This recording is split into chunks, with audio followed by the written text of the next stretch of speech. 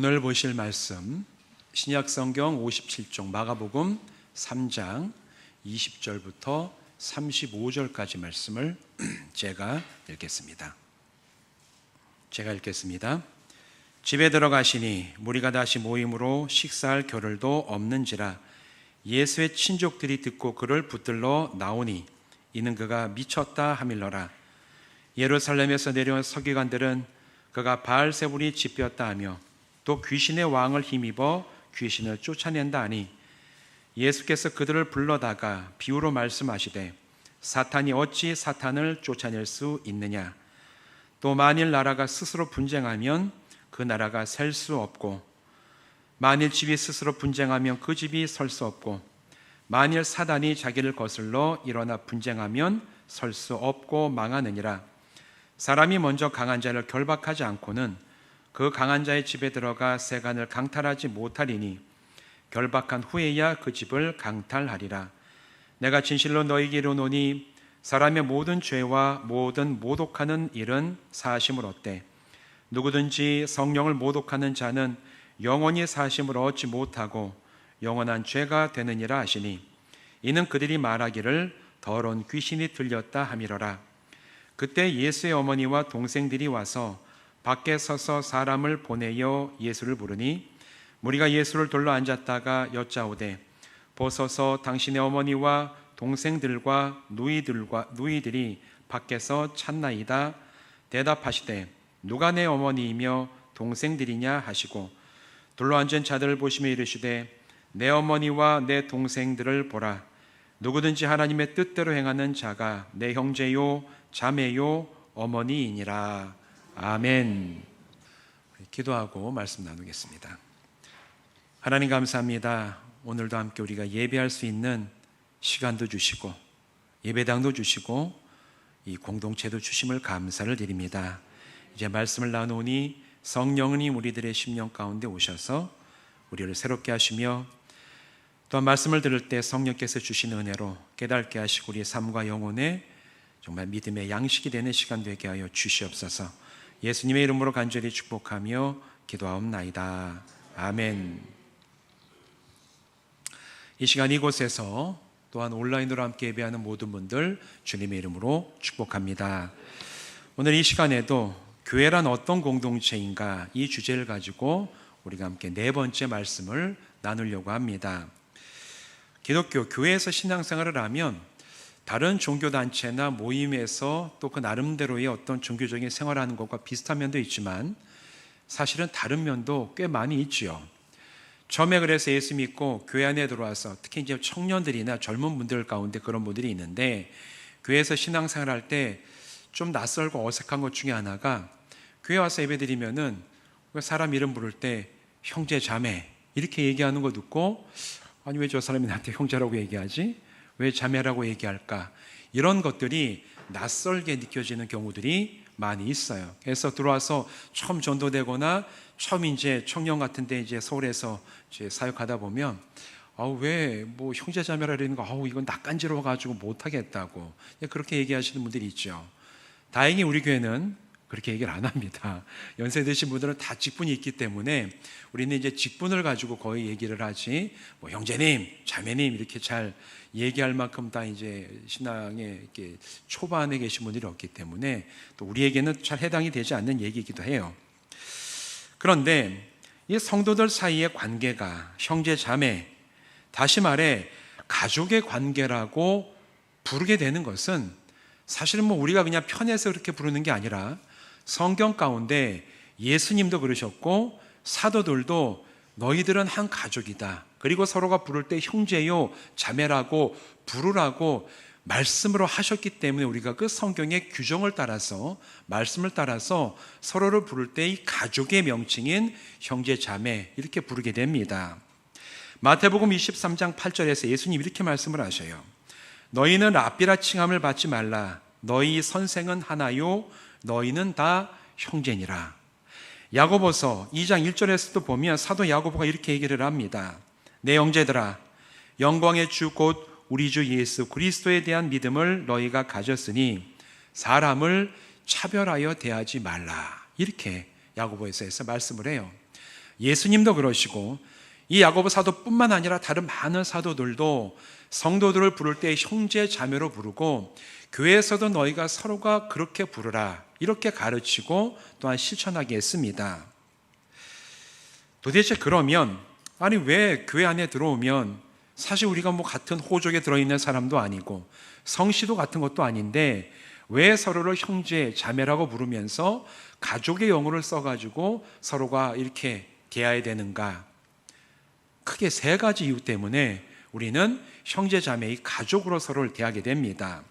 첫 번째, 믿음의 길을 가는 데 있어서는 돌봄과 양육이 필요하기 때문에 우리는 서로를 가족의 일원으로 대하면서 부르기도 또한 그렇게 부르는 거예요. 에베소서 4장 13절 보면 이렇게 얘기를 하고 있습니다. 우리가 다 하나님의 아들을 믿는 것과 아는 일에 하나가 되어 온전한 사람을 이루어 그리스도의 장성한 분량이 충만한 데까지 이르리니, 이 말씀은 그리스도인이 되면 그냥 거기서 끝이 아니라 그때부터 새로운 믿음의 길을 가기 시작해서 성장하여 어디까지? 우리 주 예수 그리스도의 충만한 데까지 이르도록 성장해 가는 것이 모든 성도들에게 주어진 권세이자 의무라고 성경은 얘기를 하고 있습니다. 성경은 구원받은 사람을 중생했다고 말하죠. 우리가 한자로 중생 그렇게 얘기하는데 이 중생은 다시 중자에 날생자를 써가지고 다시 태어난다라고 얘기를 하는 거예요. 우리는 예수 십자가 복음을 듣고 믿으면 다시 태어납니다. 뭐가 다시 태어납니까? 우리의 몸이 다시 태어납니까? 아니에요. 우리의 육신은 여전히 다 성인인 채로 살아갑니다. 그런데 우리를 다시 태어났다고 얘기를 합니다. 그 다시 태어난 것은 우리의 영이 죄로 인해 죽었다가 예수님의 십자가의 보혈의 공로로 인하여 죽은 영에서 죄사함 받고 산 영으로 다시 태어난 줄로 믿습니다. 우리는 그래서 다시 태어났을 때는 육신이 다시 태어난 것이 아니라 영적인 어린아이로 다시 태어났다라고 성경은 얘기를 하지요. 어린아이는 여러분 잘 아시겠죠? 태어난 선부터 돌봄과 양육을 받아야지만 바르고 건강하게 잘 자랄 수가 있어요. 요즘에 지금 한참 전 국가적인 차원에서 태어난 기록은 있지만 출생 신고가 되지 않은 그런 아이들을 지금 전국적으로 찾고 있잖아요. 보니까 많은 아이들이 친부모에 의해서 유기가 되거나 심지어는 목숨을 잃는 일까지 있다고 이제 뉴스에 막 나오는데, 그런 이야기를 보게 되면 참 마음이 아픕니다. 요즘에 저희 집 바로 문 앞에 몇 년 만에 제비가 와가지고 새끼를 깠어요. 아주 똥을 많이 싸더라고요. 해가지고 제가 수시로 이제 치우느라고. 근데 저희 집에 이제 오랜만에 제비가 새끼를 깠는데, 이제 제비가 새끼를 까서 보니까 눈도 못 떼는 게 이렇게 이게 주둥이가 노란 주둥이가 나오잖아요. 제가 그 사진을 찍어가지고 저희 아이들한테 사진을 보내서 제비가 새끼를 깠다 했더니만 저희 둘째 어린 아들이 대박 이렇게 해가지고 보낸 거예요. 그래서 아니 뭐 제비 새끼가 난 게 대박이냐 했더니만 답장이 온 게 아빠 생명이 태어났잖아. 이렇게 얘기를 보내는 거예요. 제가 그래서 저게 또 부끄러웠습니다. 저는 그냥 똥을 많이 싸는 제비 새끼가 몇 마리가 태어났구나 그렇게 생각했는데, 이제 아이들이 보기에 이렇게 생명이 태어난 게 신기한 거예요. 생명이 오랜만에 우리 집 바로 위에서 이 3마리가 태어나가지고 있는데, 제가 이렇게 아침에 이렇게 환기시키면서 보고 있으면 애미 제비가 얼마나 부지런하게 그냥 그 제비가 모기를 파리를 이 벌레들 먹이잖아요. 열심히 먹여가지고 하루가 다르게 잘 크는 거예요. 이걸 보면서 이 동물들도 지 새끼를 저렇게 돌보고 그렇게 키우기 위해서 애를 쓰는데, 사람들도 자기 새끼를 참 잘 키우는 것은 하나님께서 우리에게 주신 의무이자 사명이구나. 이제 이거를 동물을 보면서 참 많은 생각을 하게 됩니다. 그런데 동물이나 사람뿐만 아니라 영적으로 다시 태어난 영적인 어린 아이들도 똑같아요. 태어났으면 그 다음부터는 혼자 잘 자라라, 혼자 잘 밥 먹고 혼자 잘 이렇게 하면은 잘 자라서 스스로가 그리스도의 충만한 분량에까지 이르러라. 이 얘기는 맞지 않는 얘기예요. 태어났기 때문에 먼저 믿음의 선배가 됐던 사람들이 잘 돌보고 양육하고 영적으로 먹이고, 무엇보다도 좋은 믿음의 그 모습의 선배 모습을 잘 보여줘야지, 그런 모습을 보면서 하나님 앞에서 건강한 신앙인으로 자라날 수가 있습니다. 그러기 위해서 교회는 각자가 스스로 알아서 하는 그냥 개개인의 공동체가 아니라 우리가 다 믿음의 형제고 자매고, 그래서 가족으로 우리가 먼저 믿음의 선배된 사람들이 나중에 태어난 사람들을 양육하고 돌보고 믿음으로 온전하게 이끌어주는 그런 믿음의 공동체이기 때문에 가족이라고 얘기를 하는 거예요. 우리 사랑하는 성도 여러분, 우리 교회가 가족입니까? 가족입니까? 가족이에요. 비슷하게 안 생겼어도 가족입니다. 그렇기 때문에 우리는 서로가 서로를 양육하고 돌보고 격려하고, 힘이 없을 때는 좀 먹이고 필요한 것들을 채우면서 하나님 앞에서 그리스도의 충만한 분량에까지 우리가 함께 성장해 나가는 믿음의 공동체 되시기를 주님의 이름으로 부탁을 드립니다. 이게 첫 번째 이유입니다. 두 번째 이유도 있어요. 끝까지 믿음의 길을 가기 위해서는 모든 성도들은 사랑을 체험해야 돼요. 사랑을 실제로 경험해야 됩니다. 요한복음 13장 1절의 말씀이 얘기를 하죠. 6월절 전에 예수께서 자기가 세상을 떠나 아버지께로 돌아가실 때가 이른 줄 아시고 세상에 있는 자기 사람들을 사랑하시되 끝까지 사랑하시니라. 제가 참 좋아하는 말씀이기도 합니다. 예수님이 6월절에 저녁 때죠. 이 제자들이 자기를 다 버리고 떠나갈 걸 아셨어요. 그럼에도 제자들을 사랑하시는데 언제까지? 끝까지 사랑하셨다. 성경 그렇게 증언을 하고 있죠. 그리스도인은 주님의 사랑 때문에 우리는 다시 살아났습니다. 오늘도 우리는 주님께서 우리에게 주시는 사랑과 은혜 가운데 산 영의 사람이 되어서 살아갈 수가 있어요.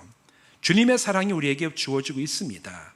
그런데 동시에 우리는 이 믿음의 길을 끝까지 가기 위해서는 성도들이 이 세상에서 서로를 통해서 깊은 사랑을 맛보아야지만 우리가 이 믿음의 길을 끝까지 성실하게 완수할 수가 있습니다.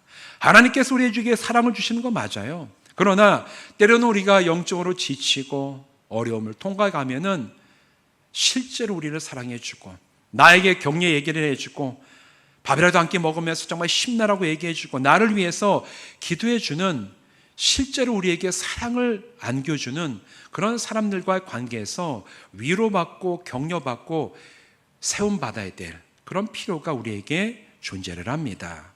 그렇기 때문에 여러분, 우리는 믿음의 가족으로 서야 되는 것이에요.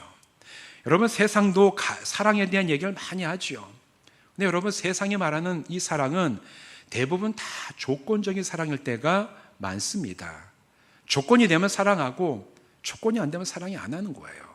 그나마 이 세상에 있는 다양한 관계 중에서 가장 근본적으로 조건 없이 무한한 사랑을 베풀어주는 가장 작은 관계는 가족 아닙니까?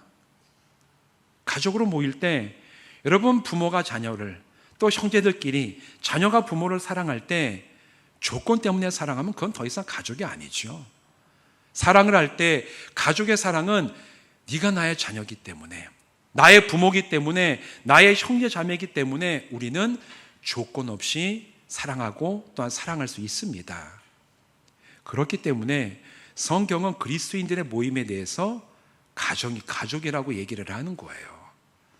세상에서 가족이 가장 근본적인 사랑을 줄 수 있는 것처럼 우리가 이 세상 살아가면서 때로는 믿음의 길을 가다가 지치고 상하고 넘어지고 힘들 때 우리가 영적으로 새 가족이 된 이 믿음의 공동체 안에서 실제로 사랑하고 격려하고 세워주고 위로하고 함께 베풀 때 우리는 이 안에서 위로받고 하나님 앞에서 새롭게 힘을 얻어서 다시 한번 함께 이 믿음의 길을 끝까지 건강하게 나가게 될 줄로 믿습니다.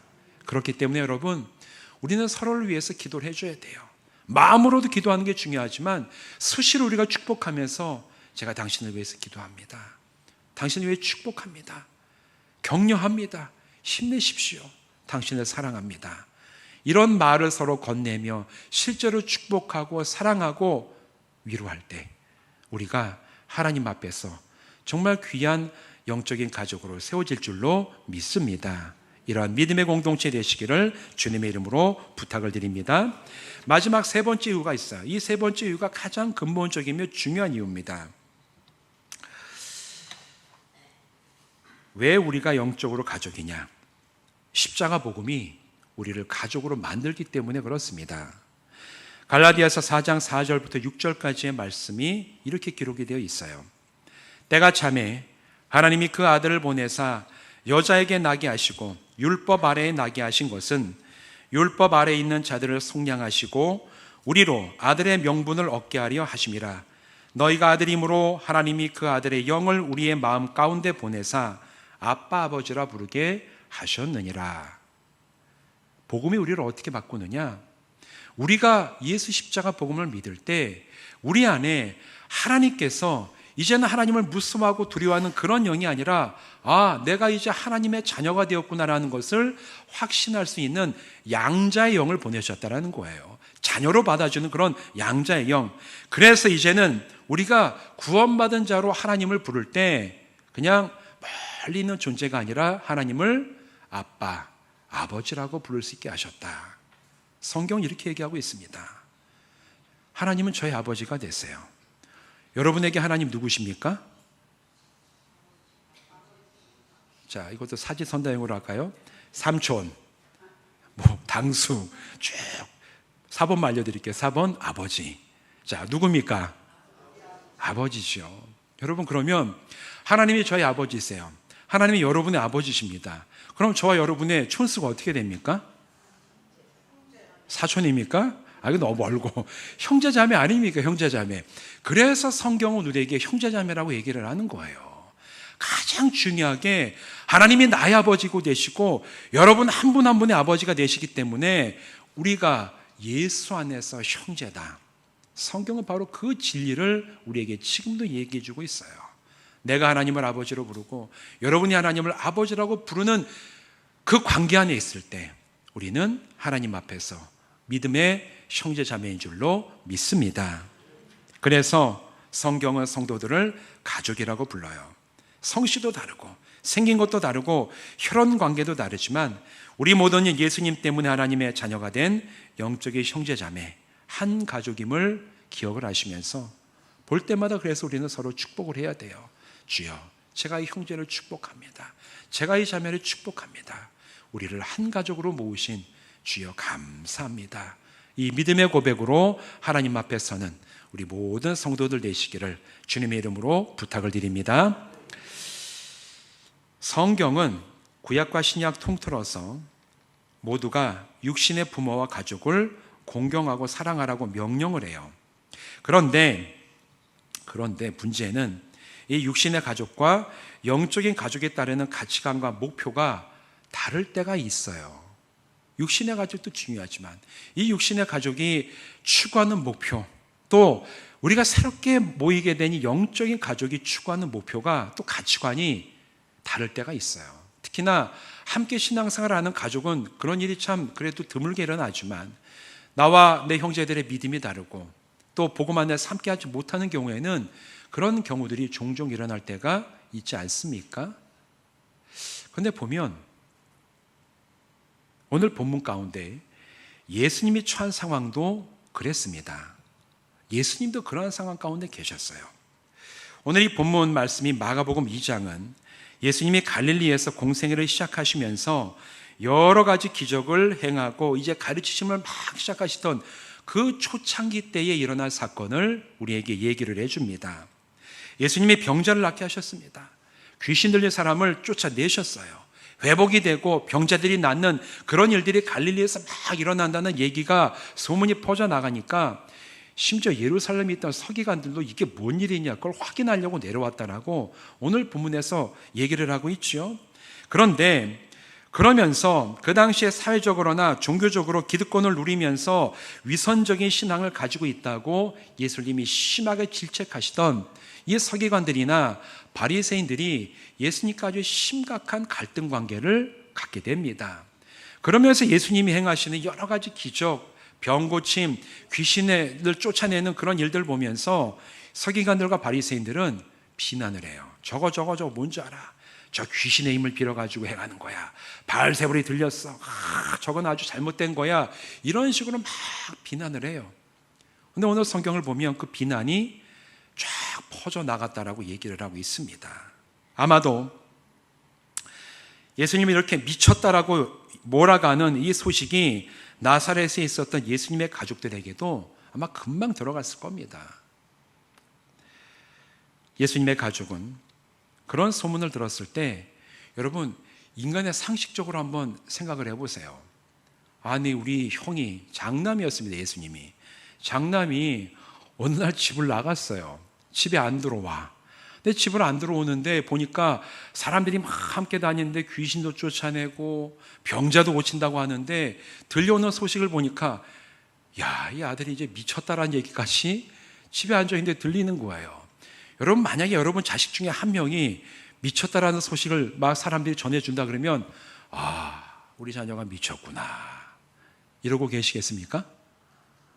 여러분이 엄마라면 여기 우리 여성 우리 권사님들 여러분이 엄마인데 여러분의 아들 중에 딸 중에 한 명이 미쳤다라는 소문을 들리면 여러분 어떻게 하시겠어요?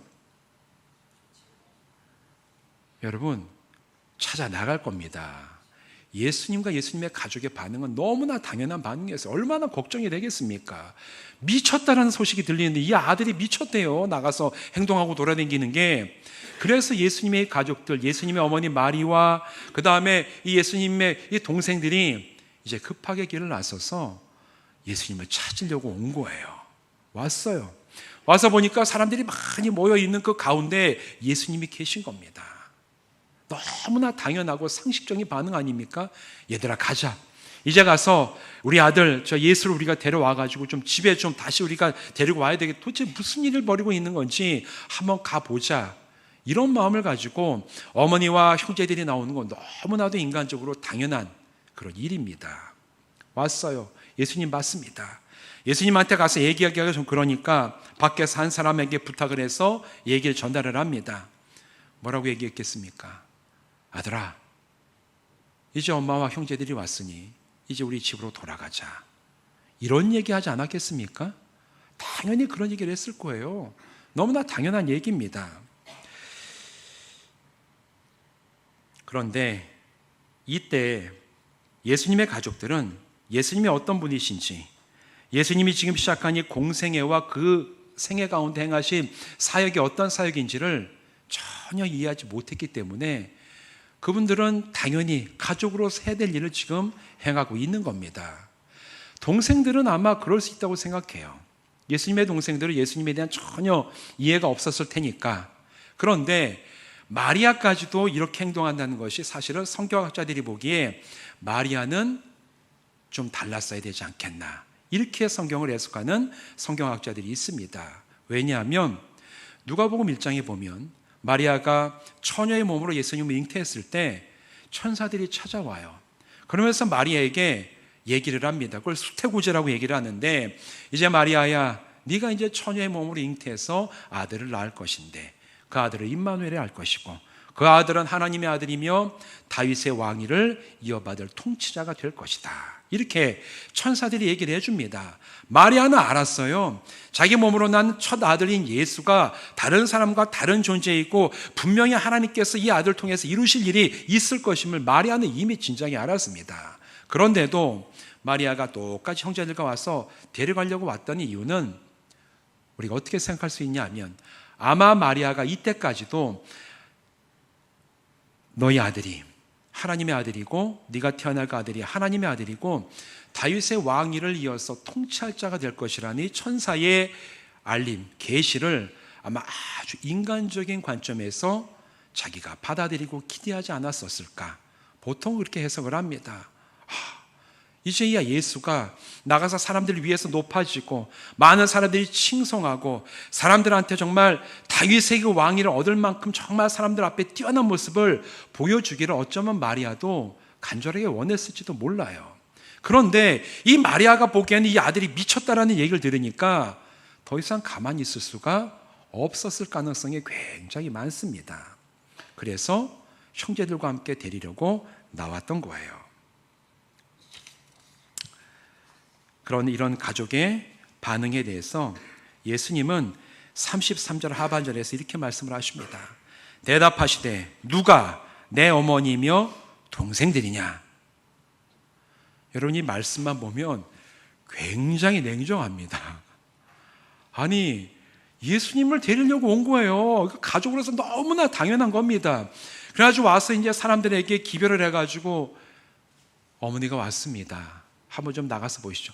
아, 어머니 오셨습니까? 걱정하지 마십시오. 이렇게 얘기하는 것이 어떻게 보면 인지상정이고 사람의 당연한 도리처럼 우리는 생각하지만 예수님은 그 기대에 정반대의 말씀을 하시죠. 누가 내 어머니냐? 누가 내 형제냐? 동생들이냐? 아, 이 말씀만 보면은 이렇게 냉정한 말씀이 없어요. 그런데 여러분, 예수님은 혈육의 가족을 무시한 게 아니에요.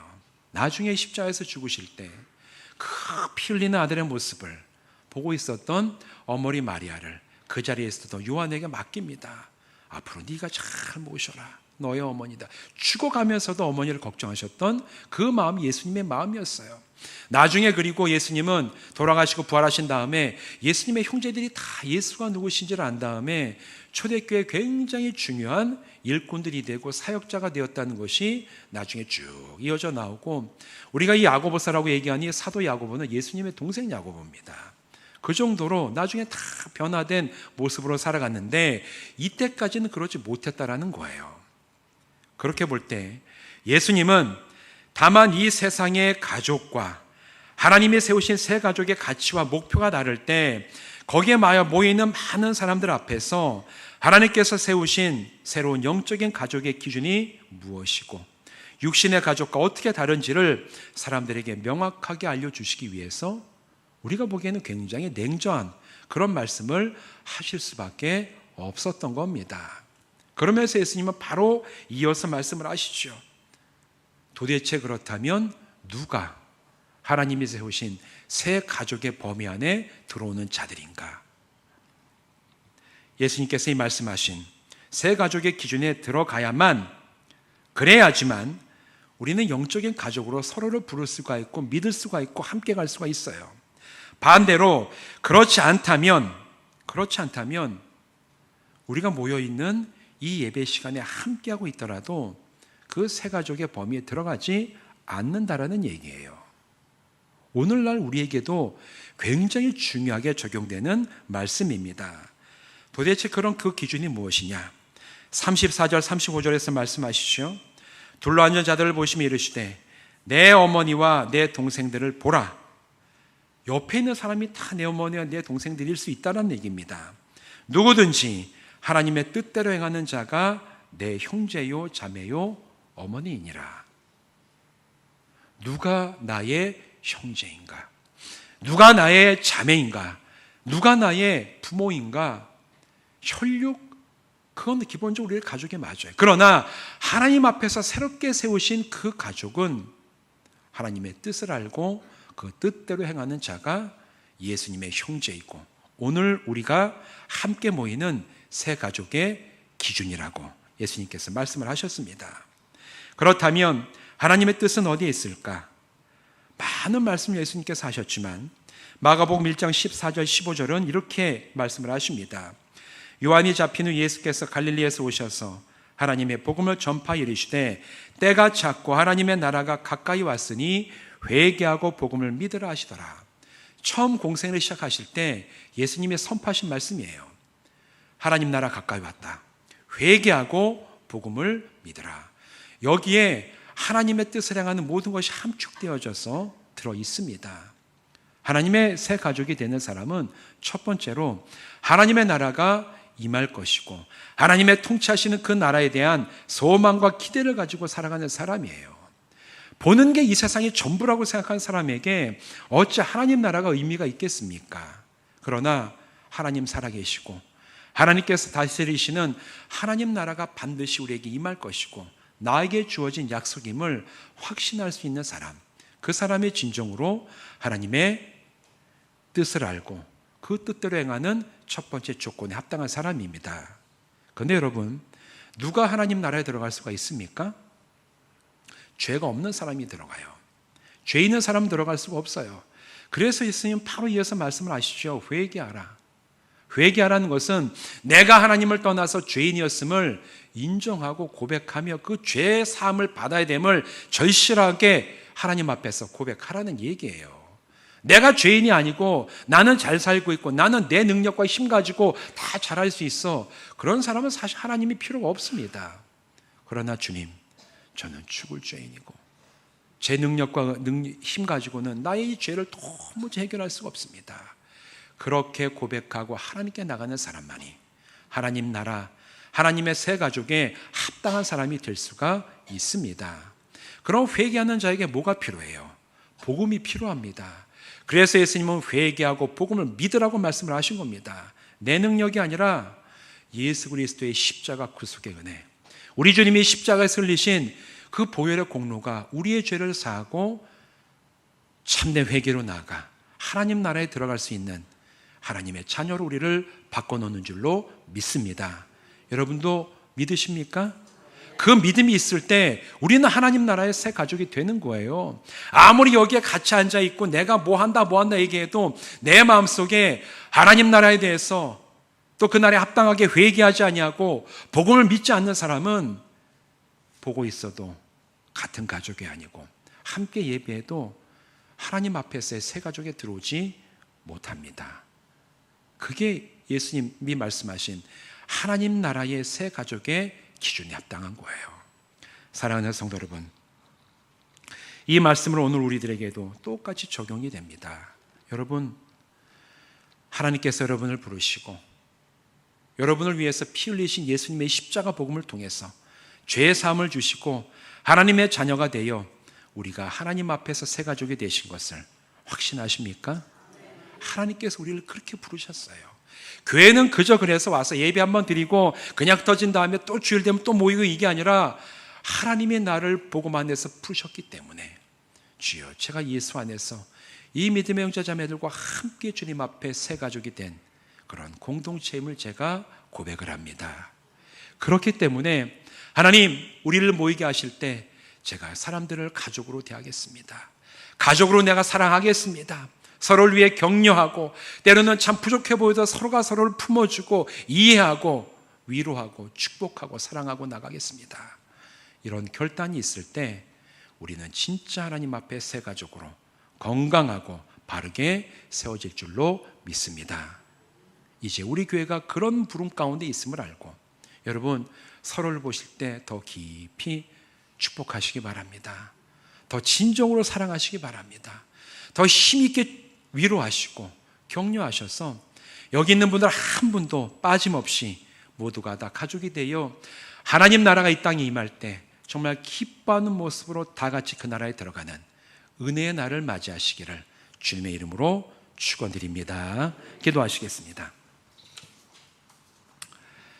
하나님, 우리를 새로운 교회로 부르셨는데 이 교회는 하나님 앞에서 새 가족인 줄로 믿습니다. 우리가 예수 안에서 새 가족이 되었사오니 우리를 가족으로 묶으신 그 사랑을 날마다 우리가 고백하고 체험하게 하시고 서로가 서로를 보면서 축복하고 사랑하고 위로하고 격려하고 서로가 서로를 위해 기도함으로 하나님 나라가 이 땅에 임하는 그때까지 거룩한 가족으로 주님 앞에 온전히 세워져 가고 성숙하는 교회가 되게 하여 주시옵소서. 예수님의 이름으로 간절히 축복하며 기도하옵나이다. 아멘.